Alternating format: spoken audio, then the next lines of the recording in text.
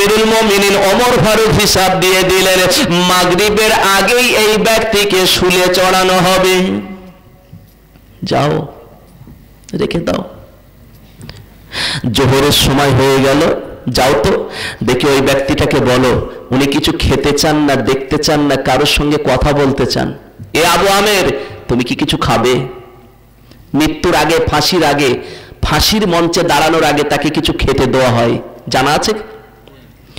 ভারতবর্ষের জমিনে কিংসফোর্ডকে হত্যা করার জন্য যখন ক্ষুদিরাম বোমা মেরেছিল, ওই গাড়িতে কিংসফোর্ড ছিল না। অতএব ইংরেজ পুলিশেরা তারকে যখন তাড়িয়ে নিয়ে যায়, ওই সময় দৌড়তে দৌড়তে একটা ঘরের গলির মধ্যে ঢুকে পড়ল। সেখানে গিয়ে দেখে একজন মুসলিম মা জননী দরজায় বসে কোরআন তেলাওয়াত করছে। ওখানে বললেন, মা আপনি আমাকে একটু বাঁচান, জায়গা দেন। মা বলল, বাবা তুমি ঘরে গিয়ে তক্তপোষের তলায় চলে যাও। ক্ষুদিরাম তক্তপোষের তলায় সেখানে চলে গেল। মা জননী কোরআন শরীফ পড়ছে। ইংরেজ পুলিশরা এসে জিজ্ঞেস করলো, এখানে কি ক্ষুদিরাম এসেছে? তিনি বললেন, বাবা আমার ছেলে বাড়িও আসে চলে যায়, ক্ষুদিরাম টুদিরাম কাউকে আমি চিনি না। ওরা বলল, যে মানুষটা কোরআন শরীফ পড়ে সে কোনোদিন মিথ্যা কথা বলতে পারে না, ঠিক না? কোরআন শরীফ পড়তে পড়তে মিথ্যা কথা বলবে, এটা হতে পারে না। ওরা চলে গেল। ভাই, পরবর্তীতে কিংসফোর্ডকে যিনি হত্যা করেছিল ভারতের ইতিহাসে তার নাম নাই। তার নাম হলো এই মুসলমানের বাচ্চা, এই মোল্লার বাচ্চা, এই আজকের ইসলামের বাচ্চা, নাম হলো শেরে আলী। বলুন সুবহানাল্লাহ। তার নাম নেই, ইতিহাস থেকে বাদ দিয়ে দিয়েছে। ক্ষুদিরামকে যখন ধরা হলো, ফাঁসির মঞ্চে তোলা হচ্ছে, ক্ষুদিরাম তোমার জীবনের কিছু আশা? বলছে, হ্যাঁ, আমি জীবনে একটা বার শেষ আগে, মৌতের আগে একবার আমার মাকে দেখতে চাই। ওনার মাকে আনা হলো, বিরাট বড় সিঁদুর সামনে এনে দেওয়া হলো, এই তোমার মা। ক্ষুদিরাম বলছে, না আমার মা এখনো পর্যন্ত আসেনি। তোমার মা? এই তো তোমার সেই মা। আবার কোন মা? অমুক জায়গায় বাড়ি, যিনি কোরআন পড়তে পড়তে আমাকে ঘরের ভিতরে আশ্রয় দিয়েছিলেন, আর ইংরেজ পুলিশটা তার কাছ থেকে চলে এসেছিল, সেই মুসলমান জননী মা, তার শেষ চাঁদ মুখখানি একবার দেখবো, তারপরে ফাঁসির গলায় দড়ি দেবো। আমার ভাইরা বাবাজিরা, তাহলে তিনিও তখন বলেছিলেন, আমি বলতে গেলাম একটু ইতিহাসের দিকে চলে গেলাম, যদিও বা মরণের আগে, মৃত্যুদণ্ডের আগে তাকে কিছু খেতে দেওয়া হয়। কি বলবে?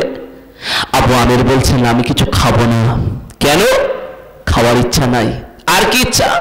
আমার আব্বাজান আম্মাজান হায়াতে আছে, একটুখানি তাদের দেখবো, চাঁদ মুখখানি একবার দেখে চলে আসবো, আর যাব না, একটুখানি দেবেন ছেড়ে।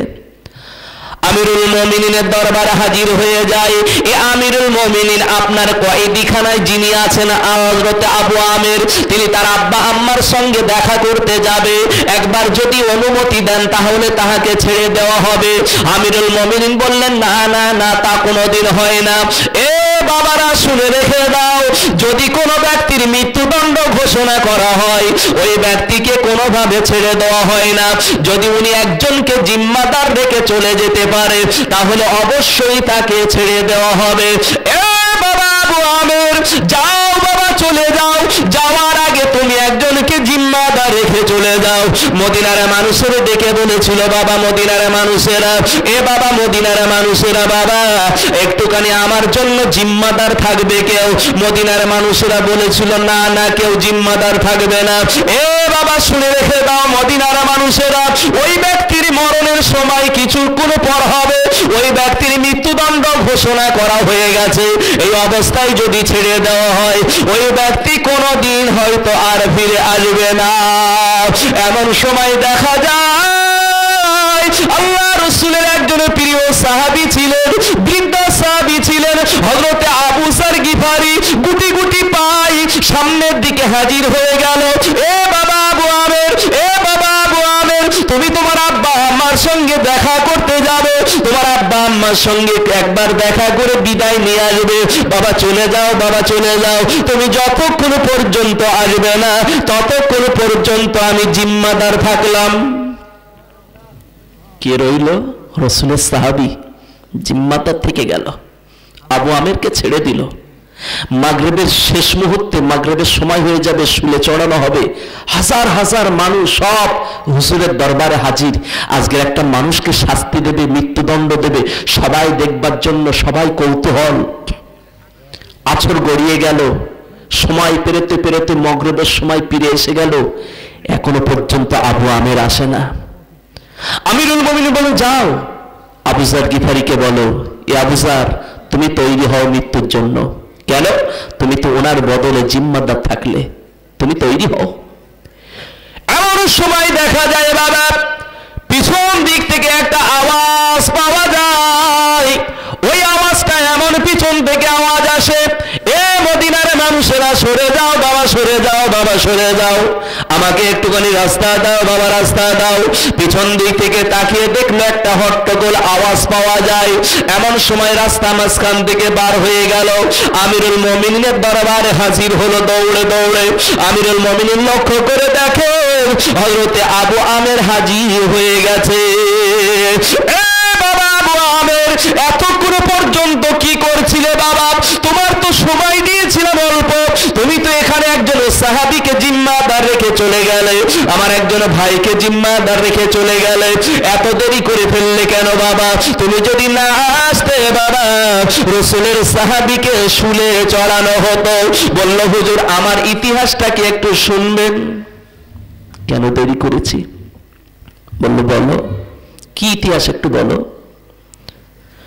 এ সোনার চাঁদা মানিকেরা, এ ভাইরা, বাবাজিরা আমার, এমন সময় দেখা যায় হযরতে আবু আমির বলল, হুজুর আমি বাড়িতে চলে গেলাম, আমার বৃদ্ধ আব্বা জানের কাছে হাজির হলাম। ও আমার আব্বা জান, ও আমার আব্বা জান, আমি আপনার কাছ থেকে বিদায় নিতে এসেছি আব্বা, আমাকে একটু বিদায় দেন, বিদায় দেন, বিদায় দেন, আমাকে একটু বিদায় দেন, বিদায় দেন, বিদায় দেন। আব্বা জান বলেছিল, বাবা আবু আমির, তুমি আমার কাছ থেকে বিদায় নিতে এসেছো কেন? কি হয়েছে তোমার একবার বলো। সমস্ত ঘটনাগুলো বললেন। আব্বা জানের চোখে পানি এসে গেল। এ বাবা আবু আমির, তুমি যদি আজকে চলে যাও, দুনিয়ার জমিনে আমাকে আব্বা বলে ডাকার মতো কোনো সন্তান থাকবে না।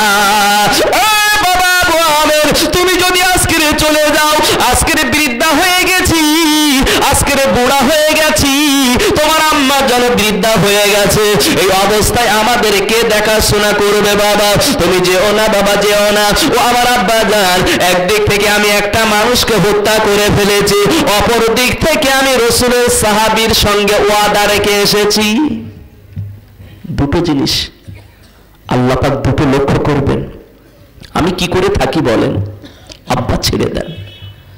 ভাইরা, বাবাজিরা আমার, সোনার চাঁদেরা, আম্মা জানের কাছে হাজির হয়ে গেল। ও মা জননী, আমাকে বিদায় দাও, বিদায় দাও। মা ডেকে বলল, বাবা আবু আমির, আমার কাছ থেকে বিদায় নিতে এসেছো কেন? কি হয়েছে তোমার একবার বলো। আম্মা জানের সঙ্গে ঘটনাগুলো বললেন। আম্মা জান ওই সময় বলেছিল, বাবা আবু আমির, যেও না বাবা, যেও না বাবা, যেও না বাবা, যেও না।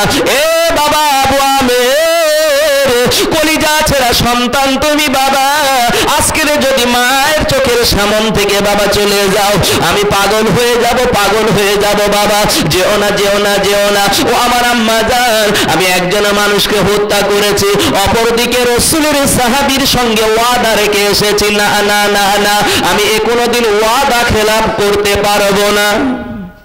মুসলমান ওয়াদা খেলাপ করবে?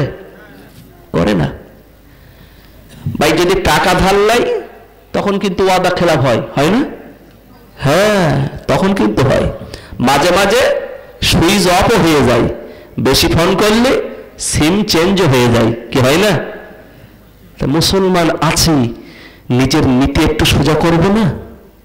আবু আমির মৃত্যুদণ্ড জেলেও তিনি তার নীতির উপরে নির্ভর, আল্লাহর ভয়টা মাথায় রেখেছে যে অবশ্যই আযাবে জাহান্নামে যেতে হবে, এটা সহ্য করা সম্ভব হবে না। তিনি তা সত্ত্বেও মায়ের কাছ থেকে বিদায় নিচ্ছেন। ভাইরা আমার, বাবাজি, সোনার চাঁদেরা, আমি মাঝখানে একটুখানি কথা বলবো যুবক জওয়ানদের জন্য। এই যুবক জওয়ানেরা, তোমরা একটুখানি বলো, তোমরা ধরে নাও আজকের আমি তোমাদের ভাই, তোমরা হলে আমার ভাই। এখন আপনাদের কাছে, যুবক ভাইদের কাছে বলবো, ভাই বলো, পৃথিবীর জমিনে যারা, তামাম পৃথিবীর জমিনে আল্লাহর ওলি পাওয়া যায়, ওলিদের রওজা পাওয়া যায়, আল্লাহর ওলির দোয়ার দাম বেশি না নিজের বাপ মার দোয়ার দাম বেশি? কিন্তু তো ভাই খুঁজে পাওয়া যায় না। মা ঘরেতে শুয়ে আছে, বাপ ঘরেতে শুয়ে আছে, এই বাপের জন্য একটা ডালিম কেনা পয়সা থাকে না, এই মায়ের জন্য একটা ডালিম কেনা পয়সা থাকে না, এই মায়ের জন্য একটা লেবু কেনার পয়সা থাকে না, এই মায়ের জন্য সুন্দর বিস্কুট কেনার পয়সা থাকে না, এই মায়ের জন্য একটা লজেন্স কেনার পয়সা থাকে না। আর যখন দেখা যায় পীরের মাজারে গরুর ওপরে টাকা দিয়ে নিয়ে যায়, কি যায় না? তাহলে বাপ মাকে মহব্বত করলে কোথায়? এ যুবক জওয়ানেরা, ভারতবর্ষের জমিনের ঘটনা আপনাকে শুনিয়ে দিয়ে যায়, একটুখানি স্মরণ রেখে দেন। এই জন্য আমি একটুখানি বলছি, জায়গাটার নাম হলো কালান্দার, পানিপথ বলে নাম তার নাম। ওই জায়গায় একজন আল্লাহর ওলি ঘুমিয়ে আছে, নাম হলো সাবু আলী কালান্দার রহমাতুল্লাহ আলাইহি। আল্লাহর ওলি সাবু আলী কালান্দার ওই জায়গায় মাদ্রাসা চালাতেন, হাজার হাজার ছাত্র তার কাছে পড়তো। হুজুর একদিনকে শুনতে পান, একজন গিয়ে তিনি তার অবজেকশন জানান, হুজুর আমার একটা বই চুরি হয়ে গেছে। হুজুর খুঁজতে বললেন, খুঁজতে খুঁজতে দেখা যায় বাপ হারা সন্তান, এতিম বাচ্চা, গরিব বাচ্চা, ওই গরিব বাচ্চাটার ব্যাগের ভিতরে বইটা পাওয়া যায়। ওই বাচ্চাটার নাম হলো আব্দুল্লাহ। এ সোনার চাঁদা মানিকেরা, একদিন খাতা হারিয়ে যায়, খুঁজতে খুঁজতে ওর ব্যাগে পাওয়া যায়, আব্দুল্লাহর ব্যাগ থেকে বার করা হয়। হুজুর ধমক দিয়ে দিল, বাবা এমন কাজ করো না। এ সোনার চাঁদ মানিকেরা রাতের হঠাৎ করে আল্লাহর ওলি জিকিরে বসে আছে, থানা ফিল্লায় বসে আছে, এমন সময় দেখা যায় মজলুম হালাতে বসে আছে আল্লাহর ওলি সাবু আলী কালান্দার। ওই সময় একজন ছেলে দৌড়ে গেল, হুজুর আমার বই পাওয়া যায় না। অবশেষে খুঁজে দেখলাম আব্দুল্লাহর ব্যাগের ভিতরে বই পাওয়া যায়। হুজুর আজকে ওই আব্দুল্লাহ আমার বই চুরি করেছে। হুজুর বললেন, বাবা তাকে ডাকো। সামনে ডাকা হলো, আল্লাহর ওলি সাবু আলী কালান্দার ওই সময় রাগের ভিতরে দোয়া করেছে, আল্লাহ সকালবেলা হয়ে যাবে, পূর্ব দিক থেকে যখন সূর্য উদিত হবে, আল্লাহ তুমি আমার এই আব্দুল্লাহকে দুনিয়া থেকে তুলে নিও। মজ্জুম হালাতে রাগের মাথায় সন্তানের জন্য এই দোয়া করেছে। একদিকে ওস্তাদ, অপরদিকে আল্লাহর ওলি বান্দা, তার দোয়া তো কবুল হতেই পারে, হবে না? ছাত্রের জন্য ছাত্র ব্রেনে লেগে গেল, সকাল যদি হয় আমি তো থাকবো না, আমার মা জননী পাশের গ্রাম, তিনি আছে একমাত্র আমি, আত্মার সন্তান নাই, আমার আব্বা বেঁচে নাই, অন্তত মায়ের জীবিত মুখটা একবার দেখাবো। সবাই ঘুমিয়ে পড়েছে রাতের মাঝখানে। এমন সময় দেখা যায় দরজাখানা খুলে দিল, গুটি গুটি পাই দৌড়ে দৌড়ে চলে যায়, ঘরের দরজায় কাছে হাজির হয়ে গেল। ও আম্মা জান, ও আমার আম্মা জান, একবার